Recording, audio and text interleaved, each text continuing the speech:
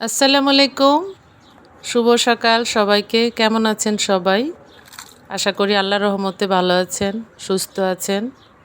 সবার জন্য রইল অনেক অনেক শুভকামনা।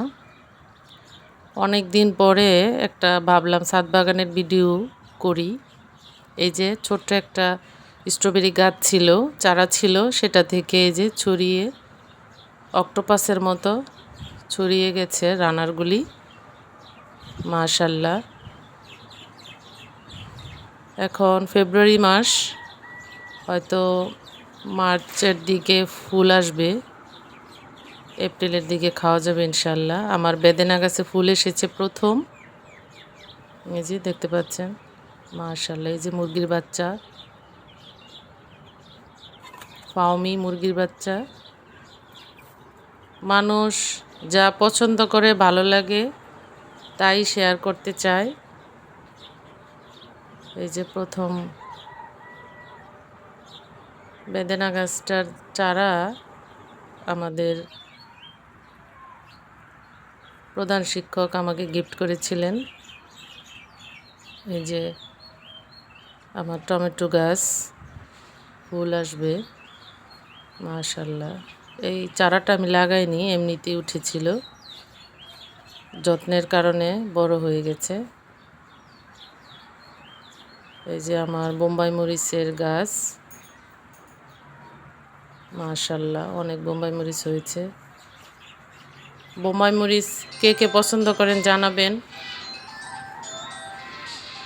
আমার তো অনেক ভালো লাগে।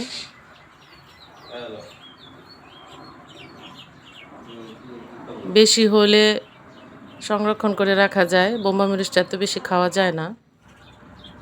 এই যে আমার নারকেলি কচু গাছ, এই গাছটা বাজার থেকে কিনে এনেছিলাম, সেইখান থেকে সেই গোড়াটা লাগিয়ে চারা উঠিয়েছি।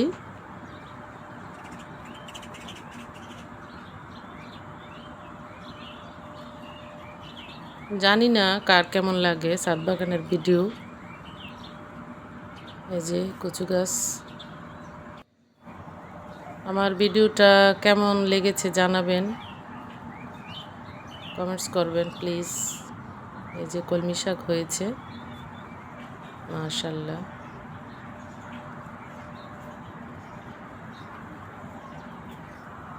পেঁয়াজ গাছ, এই যে ক্যাপসিকাম, বা এটিকে কি বলে, শিমলা মরিচ। একটা ছোট্ট গাছের মধ্যে এই যে অনেকগুলো হয়েছে। আমি এগুলাতে সবগুলাতে গোবর সার দিই। গোবর সার দিলে গাছের অনেক হয়, ফল আসে, ফুল আসে। গোবর সারের বিকল্প নেই। ছাদে এত পাখিদের ডাকাডাকি, মনে হয় ছাদটা ওদেরই। মাশাল্লাহ। এই যে অনেক বেগুন হয়েছে। আমার বেগুন কিনতে হয় না, সারা বছরই এভাবেই লাগিয়ে খাই। আমার বেগুন কিনতে হয় না। অনেকগুলো বেগুনের গাছ আছে। এই যে ফাউমি মুরগির বাচ্চা। মুরগি পালতে আমার অনেক ভালো লাগে, আমি অনেক পছন্দ করি। এই যে আমার উঠানে একটা আম গাছ আছে, ওটার এই যে ডালটা ছাদে চলে আসছে, প্রথম মুকুল এসেছে মাশাল্লাহ। গাছটাতে প্রচুর মুকুল এসেছে। এই আম গাছটা বাড়ির উঠানে, এই যে দেখতে পাচ্ছেন নিচে লাগানো আম গাছ, বিশাল বড়। পাশে কাঁঠাল গাছও আছে। আর এই যে টবের গাছের শাক, এগুলো শুকাচ্ছে। ডিমের খোসা, এটি গাছের জন্য অনেক উপকারী। সবাই ভালো থাকবেন, সুস্থ থাকবেন। আল্লাহ হাফেজ।